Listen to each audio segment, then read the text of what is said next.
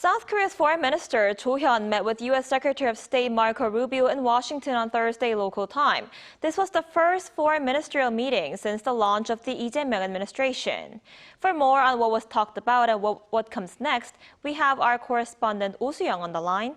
Sooyoung, the top diplomats of Seoul and Washington held their first ever discussion at their meeting in D.C. Tell us more. Good morning to you, Inji.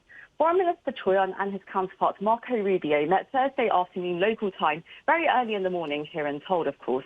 The two officials appear to have discussed the South Korea-U.S. alliance and broader security issues here in the region. Seoul's foreign ministry says they exchanged views on North Korea, deeming it, quote, necessary to strengthen cooperation on Pyongyang and agreed to an enhanced whole-of-government approach. They also agreed to strengthen trilateral cooperation between South Korea, the U.S. and Japan based on the Seoul-Washington alliance.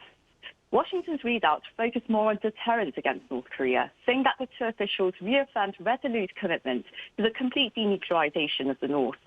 The statement also expressed serious concern over the North's growing military cooperation with Russia and said that Cho and Rubio both committed to the full implementation of international sanctions against Pyongyang. It also positioned the Seoul-Washington trilateral cooperation with Tokyo as an effort to strengthen deterrence against regional threats, while emphasizing the importance of peace and stability across the Taiwan Strait. Now, Rubio and Cho's talks followed the sudden conclusion of trade negotiations by finance and trade officials the day before. Now, the two officials welcomed the bilateral trade agreement and pledged cooperation on supply chains and critical and emerging technologies. Seoul, though, further emphasized a third pillar of partnership in advanced technologies. These include things like artificial intelligence, nuclear energy and quantum technology, alongside the first and second pillars, which would be security and trade cooperation. Right, and Sooyoung, there's also talk of alliance modernization following the tariff agreement. What's the latest on that?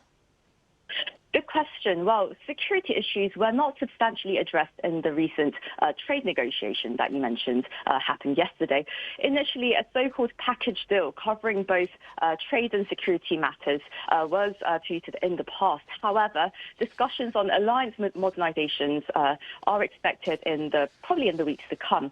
The term, of course, refers to adjusting the role and scope of the Korea-U.S. alliance in line with shaping strategic conditions, and as Washington presses its allies to contribute more towards their own security. Both the Foreign Minister and Defense Minister, An Gyu-baek, who held a phone call with his counterpart, Secretary of Defense Pete Hegseth, have reportedly discussed alliance modernization. But, of course, no specific outcomes have been announced so far.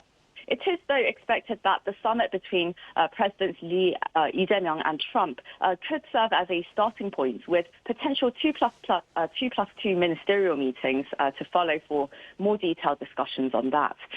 Of course, U.S. President Trump stated yesterday that his meeting with EU will take place within the next 2 weeks and reportedly instructed Secretary Rubio to make arrangements without delay. So we can expect him to coordinate with Seoul, including, of course, with Foreign Minister Cho Hyun.